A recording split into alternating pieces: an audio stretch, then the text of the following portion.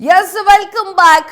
ರಾಜ್ಯದ ಬಲಾಢ್ಯ ಪ್ರಭಾವಿ ಸ್ವಾಮಿಗೆ ಬಿಜೆಪಿಯಿಂದ ಮೆಗಾ ಆಫರ್ ಸಿಕ್ಕಿದೆ. ಬಿಜೆಪಿಗೆ ಬನ್ನಿ, ಪಕ್ಷವನ್ನ ಮುನ್ನಡೆಸಿ ಅಂತ ಹೇಳಿ ಒಂದು ಆಫರ್ ಅನ್ನ ಬಿಜೆಪಿ ಕೊಟ್ಟಿದೆ. ಬಲಿಷ್ಠ ಸ್ವಾಮೀಜಿಗೆ ಓಪನ್ ಆಗಿಯೇ ಆಹ್ವಾನ ಕೊಟ್ಟಿದ್ದಾರೆ ಪ್ರಧಾನಿ ಮೋದಿ.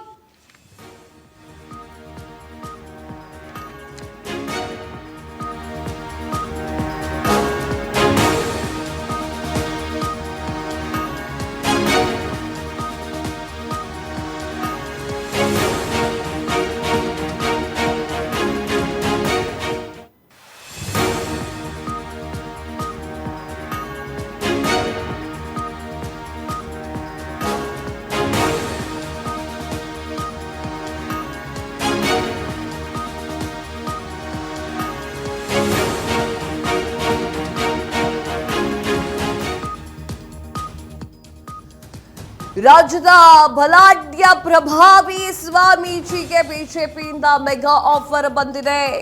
ಬಿಜೆಪಿಗೆ ಬನ್ನಿ, ಪಕ್ಷವನ್ನ ಮುನ್ನಡೆಸಿ ಅಂತ ಹೇಳಿ ಆಫರ್ ಕೊಟ್ಟಿರುವಂತಹ ಬಿಜೆಪಿ ಬಲಿಷ್ಠ ಸ್ವಾಮೀಜಿಗೆ ಓಪನ್ ಆಗಿ ಆಹ್ವಾನ ಕೊಟ್ಟಿರುವಂತಹ ಪ್ರಧಾನಿ ಮೋದಿ ಯೋಗಿ ಆದಿತ್ಯನಾಥ್ ಆಹ್ವಾನಕ್ಕೆ ಆ ಸ್ವಾಮೀಜಿಯಿಂದ ಸಮ್ಮತಿ. ಈ ಬಗ್ಗೆ ಚರ್ಚೆಗೆ ರೆಡಿ ಅಂತ ಹೇಳಿರುವಂತಹ ಪ್ರಬಲ ಸ್ವಾಮೀಜಿಯಿಂದಲೂ ಕೂಡ ಒಪ್ಪಿ ಪ್ರಧಾನಿ ನರೇಂದ್ರ ಮೋದಿ ಹಾಗೂ ಯೋಗಿ ಪ್ಲಾನ್ಗೆ ಕೈ ಜೋಡಿಸ್ತಾರ ಆ ಒಂದು ಸ್ವಾಮೀಜಿ. ಎಸ್ ವೀಕ್ಷಕರೇ, ಆ ಪ್ರಭಾವಿ ಸ್ವಾಮೀಜಿಯವರ ಜೊತೆಗೆ ಮಾತನಾಡಲಿಕ್ಕೆ ಮೋದಿಯವರೇ ಹೋಗಿದ್ದಾರೆ, ಮೋದಿಯವರೇ ಒಪ್ಪಿಸಿದ್ದಾರೆ. ಮೋದಿಯವರೇ ಬನ್ನಿ ಬಿಜೆಪಿಗೆ, ನಿಮ್ಮ ಕೈಗೆ ಎಲ್ಲಾ ಅಧಿಕಾರವನ್ನ ಕೊಡ್ತೇವೆ, ಬಿಜೆಪಿಯನ್ನ ಮುನ್ನಡೆಸುವಂತಹ ಕೆಲಸವನ್ನ ಮಾಡಿ ಅಂತ ಹೇಳಿ ಮೋದಿಯವರು ಹೇಳ್ಬಿಟ್ಟು ಬಂದಿದ್ದಾರೆ. ಯಾರಾಗಿರಬಹುದು ಆ ಸ್ವಾಮೀಜಿ, ಎಲ್ಲಿದ್ದಾರೆ? ಆ ಸ್ವಾಮೀಜಿಗೆ ಪ್ಲಸ್ ಪಾಯಿಂಟ್ ಏನ್ ಗೊತ್ತಾ? ಪ್ಲಸ್ ಪಾಯಿಂಟ್ ಏನು ಅಂತಂದ್ರೆ ರಾಜ್ಯ ಗಾಂಭೀರ್ಯ ಇದೆ. ಅವರು ಏನಾದ್ರೂ ಡಿಸಿಷನ್ ತೆಗೆದುಕೊಂಡ್ರು ಅಂತಂದ್ರೆ ಸಮಾಜದ ಉದ್ಧಾರಕ್ಕಾಗಿಯೇ ಅಂತ ಹೇಳಿ ಸಾಕಷ್ಟು ಜನರು ಅವರ ಜೊತೆಗೆ ನಿಂತ್ಕೊಳ್ತಾ ಇದ್ದಾರೆ. ಗತ್ ಹೇಗಿದೆ ಗೊತ್ತಾ? ಕರ್ನಾಟಕದ ಸ್ವಾಮೀಜಿಗೆ ಹುಲಿ ನಡ್ಕೊಂಡು ಬಂದಂಗಿದೆ ರೀ ಗತ್ತು. ಆ ರೀತಿಯ ಗತ್ತಿದೆ, ಚಾಣಾಕ್ಷತನ ಇದೆ. ಯಾವ ಕೆಲಸವನ್ನ ಮಾಡಿದ್ರೆ ಸಮಾಜ ಉದ್ಧಾರ ಆಗುತ್ತೆ ಅನ್ನುವಂತಹದ್ದು ಗೊತ್ತಿದೆ. ಇನ್ನೊಂದು ಹೆಚ್ಚಿನದಾಗಿ ಹೇಳಬೇಕು ಅಂತಂದ್ರೆ ಯಾರ ಬಗ್ಗೆಯೂ ಭಯ ಇಲ್ಲ. ತಪ್ಪು ಮಾಡಿಲ್ಲ ಅಂತಂದ್ರೆ ಅವರು ಇಟ್ಟ ಹೆಜ್ಜೆಯಿಂದ ಹಿಂತಿರುಗಿ ಇಡೋದಿಲ್ಲ. ಆ ರೀತಿಯ ಒಂದು ವ್ಯಕ್ತಿತ್ವ ಆ ಸ್ವಾಮೀಜಿಗಿದೆ. ಕರ್ನಾಟಕದಲ್ಲಿ ಆ ಸ್ವಾಮೀಜಿ ಮೈಕ್ ಮುಂದೆ ಬಂದ್ರು ಅಂತಂದ್ರೆ ನಿಶಬ್ದತೆಯಿಂದ ಎಲ್ಲರೂ ಕೂಡ ಅವರ ಭಾಷಣವನ್ನ ಕೇಳ್ತಾರೆ. ಮಂತ್ರಮುಗ್ಧರನ್ನಾಗಿ ಮಾಡುವಂತಹ ಶಕ್ತಿ ಆ ಸ್ವಾಮೀಜಿಗೆ ಇದೆ. ಶೌರ್ಯ ಏನು ಕಮ್ಮಿ ಇಲ್ಲ. ಸಾಕಷ್ಟು ವಿದ್ಯಾರ್ಥಿಗಳಿಗೆ ವಿದ್ಯಾರ್ಜನೆ ಮಾಡಿರುವಂತಹ ಸ್ವಾಮೀಜಿ ಅವರು. ಅವರ ಹಿಂದೆ ಮುಂದೆಯೇ ಸಾಕಷ್ಟು ರಾಜಕಾರಣಿಗಳು ಸುತ್ತಾಡ್ತಾ ಇದ್ರು ಕೂಡ ಯಾರನ್ನೂ ಕೂಡ ಕೇರ್ ಮಾಡೋದಿಲ್ಲ. ನಾನು ಸನ್ಯಾಸಿ ಆಗಿರುವಂತಹ ಕಾರಣ ನನಗೆ ಗೊತ್ತಿದೆ, ನಾನು ಸಮಾಜವನ್ನು ಉದ್ಧಾರ ಮಾಡ್ತೀನಿ ಎನ್ನುವಂತಹ ಗಡಸ್ತನ ಇದೆ. ಅವರೇ ಮುಂದಿನ ಬಿಜೆಪಿಯಲ್ಲಿ ಮುಖ್ಯಮಂತ್ರಿ ಆಗಬೇಕು ಅಂತ ಹೇಳಿ ಮೋದಿ ಯೋಗಿ ಇಬ್ರು ಕೂಡ ಡಿಸೈಡ್ ಮಾಡಿಕೊಂಡಿದ್ದಾರೆ. ಯೋಗಿಗೆ ಇರುವಷ್ಟು ಅರ್ಹತೆಗಳಷ್ಟು ಕೂಡ ಈ ಸ್ವಾಮೀಜಿಗೆ ಒಂದು ಪಟ್ಟು ಜಾಸ್ತಿನೇ ಇದೆ. ಹೇಗೆ ಹಿಂದೂಗಳನ್ನ ಉಳಿಸ್ಕೊಳ್ಳಬೇಕು, ಹಿಂದೂಗಳ ಜೊತೆಗೆ ಹೇಗೆ ನಿಂತ್ಕೊಳ್ಳಬೇಕು, ತಪ್ಪು ಮಾಡಿದವರಿಗೆ ಯಾವ ರೀತಿ ಶಿಕ್ಷೆಯನ್ನ ಕೊಡಬೇಕು ಅನ್ನೋದ್ರ ಬಗ್ಗೆ ಕಾಮನ್ ಸೆನ್ಸ್ ಆ ಒಂದು ಸ್ವಾಮೀಜಿಗಳಿಗಿದೆ. ಯೋಗಿ ಹೇಗೆ ದಿಟ್ಟತನದಲ್ಲಿ ಕೆಲಸಗಳನ್ನ ಮಾಡ್ತಾರೋ, ಯೋಗಿ ಹೇಗೆ ಕಂಪ್ಲೀಟ್ ಆಗಿ ದನದ ಮಾಂಸವನ್ನ ತಿನ್ನಬಾರ್ದು, ದನವನ್ನ ಕಡಿಯಬಾರ್ದು ಅಂತ ಹೇಳಿದ್ದಾರೋ ಅದೇ ರೀತಿಯ ರೂಲ್ಸ್ ಅನ್ನ ಮಾಡಲಿಕ್ಕೆ ಇವರು ತೊಡೆತಟ್ಟಿ ನಿಂತುಕೊಂಡಿದ್ದಾರೆ. ಸಾಧುಗಳಿಗೆ ಸಾಧುಗಳಾಗಿ ಇರ್ತಾರೆ. ರೋಷಾವೇಶ ಏನಾದ್ರೂ ಇತ್ತು ಅಂತಂದ್ರೆ ಅವರು ಕೂಡ ಎದೆ ಎತ್ತಿ ನಿಲ್ಕೊಳ್ತಾರೆ. ಆ ರೀತಿಯೊಂದು ಸ್ವಾಮೀಜಿ ಅವರು ನಡೆದಿದ್ದೇ ದಾರಿ. ಆ ಸ್ವಾಮೀಜಿ ಇನ್ನು ಮುಂದೆ ಕರ್ನಾಟಕವನ್ನ ಆಳಲಿದ್ದಾರೆ. 2028ಕ್ಕೆ ಬಿಜೆಪಿ ಏನಾದ್ರೂ ಗೆತ್ತು ಅಂತಂದ್ರೆ ಅದೇ ಸ್ವಾಮೀಜಿ ಅವರನ್ನ ಮುಖ್ಯಮಂತ್ರಿ ಮಾಡ್ತಾರೆ.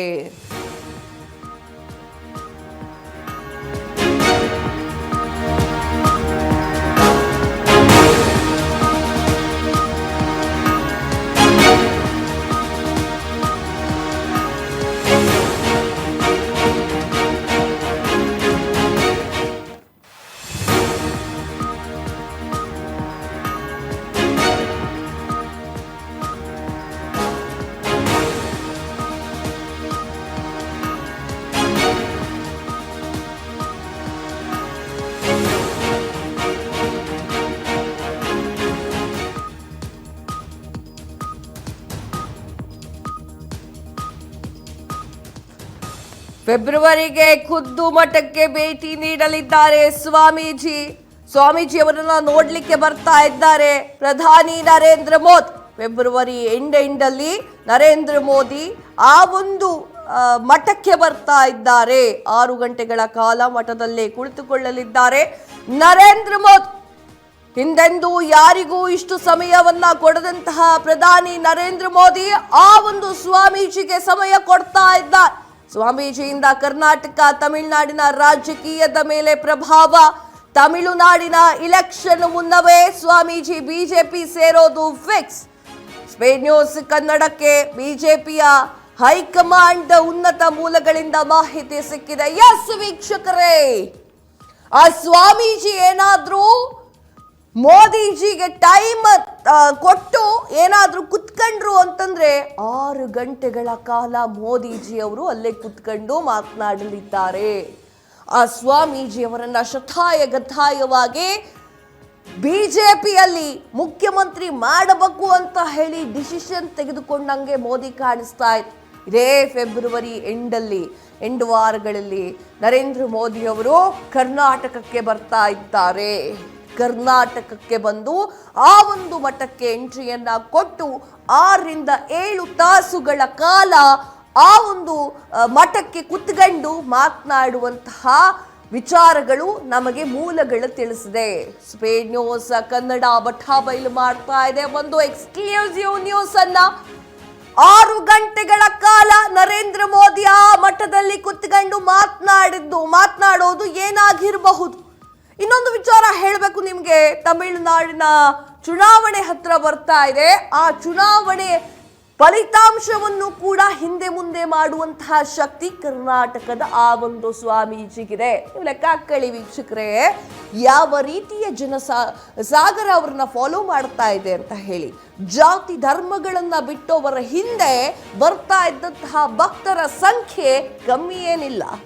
ಆ ಸ್ವಾಮೀಜಿ ಒಂದ್ಸಲ ಗುಡುಗು ಬಿಟ್ರೆ ಅದೇ ಸತ್ಯ ಆಗಿರುತ್ತೆ. ಆ ಸ್ವಾಮೀಜಿಯ ಹಿಂದೆ ಸಾಕಷ್ಟು ಬಲಿಷ್ಠ ನಾಯಕರಿದ್ರೂ ಕೂಡ ಸ್ವಾಮೀಜಿ ಯಾರನ್ನು ಕೇರ್ ಮಾಡುವುದಿಲ್ಲ.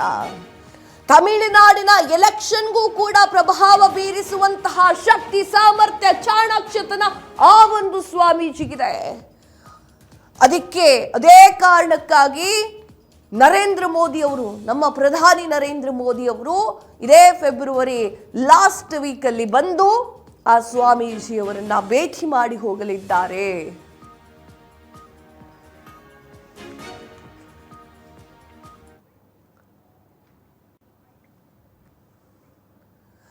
ಎಸ್, ಇದ್ರ ಬಗ್ಗೆ ಮಾತನಾಡಲಿಕ್ಕೆ ಜೋಯಲ್ ಪ್ರತಿನಿಧಿ ದೂರವಾಣಿ ಸಂಪರ್ಕದಲ್ಲಿದ್ದಾರೆ. ಎಸ್ ಜೋಯಲ್, ಆ ಒಂದು ಸ್ವಾಮೀಜಿ ಬಂದ್ರೆ ಇಡೀ ಕರ್ನಾಟಕದ ರಾಜಕೀಯವೇ ಬದಲಾಗಿ ಹೋಗುತ್ತೆ ಅನ್ನುವಂತಹದ್ದು ಫ್ರೀಡಮ್ ಸ್ಪೀಡ್ ನ್ಯೂಸ್ಗೆ ಸಿಕ್ಕಿರುವಂತಹ ಮಾಹಿತಿ. ಏನ್ ಹೇಳ್ತೀರಾ ಅದ್ರ ಬಗ್ಗೆ?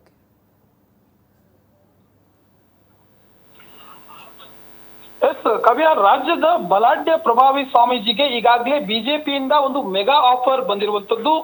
ಬಿಜೆಪಿಗೆ ಬನ್ನಿ, ಪಕ್ಷವನ್ನ ಮುನ್ನಡೆಸಿ ಅನ್ನುವಂತಹ ಭರ್ಜರಿಯಾದಂತ ಆಫರ್ ಅನ್ನ ಬಿಜೆಪಿ ಪಕ್ಷ ಈಗಾಗಲೇ ಸ್ವಾಮೀಜಿ ಅವರಿಗೆ ಓಪನ್ ಆಗಿ ನೀಡಿರುವಂತದ್ದು. ನಾವು ಏನು ಯೋಗಿ ಆದಿತ್ಯನಾಥ್ ಅವರನ್ನ ನೋಡಿದ್ರೆ, ಅವರು ಈಗಾಗಲೇ ಉತ್ತರ ಪ್ರದೇಶದಲ್ಲಿ ಈಗಾಗಲೇ ಅವರು ಮುಖ್ಯಮಂತ್ರಿಯಾಗಿ ಒಂದು ತಮ್ಮ ಅಧಿಕಾರವನ್ನ ನಿಭಾಯಿಸ್ತಾ ಇದ್ದಾರೆ. ಆ ನಿಟ್ಟಿನಲ್ಲಿ ಯಾವ ರೀತಿಯಾದಂತ ಪರಿಣಾಮ ಬೀರ್ತಾ ಇದೆ ಅನ್ನುವಂಥದ್ದು ನಮಗೆ ಗೊತ್ತಿರುವಂತ ವಿಚಾರ. ಈಗಾಗಲೇ ಈ ಬಗ್ಗೆ ರೆಡಿಯಾಗಿ ಅನ್ನುವಂತ ವಿಚಾರಕ್ಕೆ ಸ್ವಾಮೀಜಿಯವರಿಂದಲೂ ಕೂಡ ಒಪ್ಪಿಗೆ ಬಂದಿದೆ ಅನ್ನುವಂತ ರೀತಿಯಲ್ಲಿ ಈಗಾಗಲೇ ಒಂದಷ್ಟು ವಿಚಾರ ಬರ್ತಾ ಇರುವಂತದ್ದು. ಈ ವಿಚಾರಕ್ಕೆ ಈಗಾಗಲೇ ಕರ್ನಾಟಕಕ್ಕೆ ಇನ್ನೊಬ್ರು ಯೋಗಿ ಆದಿತ್ಯನಾಥ್ ಅವರು ಸಿಕ್ಕೇ ಬಿಟ್ರು ಅನ್ನುವಂತ ವಿಚಾರ. ಹಾಗೇನೆ ನಿನ್ನೆ ಈ ವಿಚಾರವಾಗಿ ಪ್ರಧಾನಿ ಮೋದಿ ಅವರು ಹಾಗೇನೆ ಯೋಗಿ ಆದಿತ್ಯನಾಥ್ ಅವರು ಮೀಟಿಂಗ್ ಅನ್ನು ನಡೆಸಿದ್ದಾರೆ ಅನ್ನುವಂತ ವಿಚಾರ. 20 ನಿಮಿಷಗಳ ಕಾಲ ಈ ಒಂದು ಇನ್ನೊಬ್ಬರು ಕರ್ನಾಟಕದಲ್ಲಿ ಒಬ್ಬರನ್ನ ಮುಂದಿನ ಚುನಾವಣೆಗೆ ಒಬ್ಬರನ್ನ ರೆಡಿ ಮಾಡ್ಬೇಕು ಅನ್ನುವಂತ ವಿಚಾರಕ್ಕೆ ಒಂದು ದೊಡ್ಡ ಮಟ್ಟದಲ್ಲಿ ಚರ್ಚೆ ನಡೆದಿದೆ ಅನ್ನುವಂತ ವಿಚಾರ. ಹಾಗೇನೆ ಈಗಾಗಲೇ ಯೋಗಿ ಆದಿತ್ಯನಾಥ್ ಅವರು ಸಕ್ಸಸ್ ಆಗಿರೋ ಕಾರಣ ಕರ್ನಾಟಕದಲ್ಲೂ ಕೂಡ ಈ ಒಂದು ಮೆಗಾ ಪ್ಲಾನ್ ಅನ್ನ ತರೋಕ್ಕಾಗಿ ಈಗಾಗಲೇ ಭರ್ಜರಿಯಾದಂತಹ ಪ್ಲಾನ್ ಅನ್ನ ನಡೆಸಿರುವಂತದ್ದು.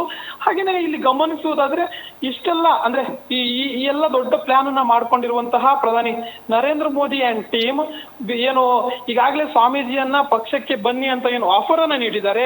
ಇದೇ ವಿಚಾರಕ್ಕೆ ಫೆಬ್ರವರಿಯಲ್ಲಿ ಖುದ್ದು ಮಠಕ್ಕೆ ಪ್ರಧಾನಿ ನರೇಂದ್ರ ಮೋದಿ ಅವರು ಬಂದು ಅಂದ್ರೆ ಆ ಸ್ವಾಮೀಜಿಯನ್ನ ಭೇಟಿಯನ್ನ ಮಾಡ್ತಾರೆ. ಹಾಗೇನೆ 6 ಗಂಟೆಗಳ ಕಾಲ ಮಠದಲ್ಲೇ ಇದ್ದು, ಅಂದ್ರೆ ಸಾಮಾನ್ಯವಾಗಿ ನಾವು ಗಮನಿಸ್ತೀವಿ ನರೇಂದ್ರ ಮೋದಿ ಅವರು ಯಾರಿಗೂ ಕೂಡ ಹೆಚ್ಚಿನ ಸಮಯವನ್ನ ಕೊಡಲ್ಲ. ಆದ್ರೆ ಈ ಒಂದು ಭೇಟಿಯ ವೇಳೆ 6 ಗಂಟೆಗಳ ಕಾಲ ಒಂದು ಸಮಯವನ್ನ ನೀಡಲಾಗುತ್ತೆ.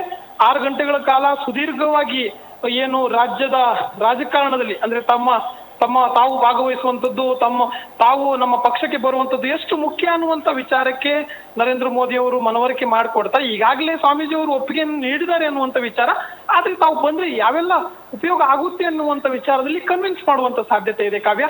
ಹಾಗಾಗಿ ಒಟ್ಟಾರೆ ಗಮನಿಸುವುದಾದ್ರೆ ಏನು ಸ್ವಾಮೀಜಿ ಅವರು ಬಿಜೆಪಿ ಪಕ್ಷಕ್ಕೆ ಆಗಮಿಸ್ತಾರಾ, ಅವ್ರು ಬಂದ್ರೆ ಯಾವೆಲ್ಲ ಬದಲಾವಣೆ ಆಗುತ್ತೆ ಅನ್ನುವಂಥದ್ದೇ ದೊಡ್ಡ ವಿಚಾರ.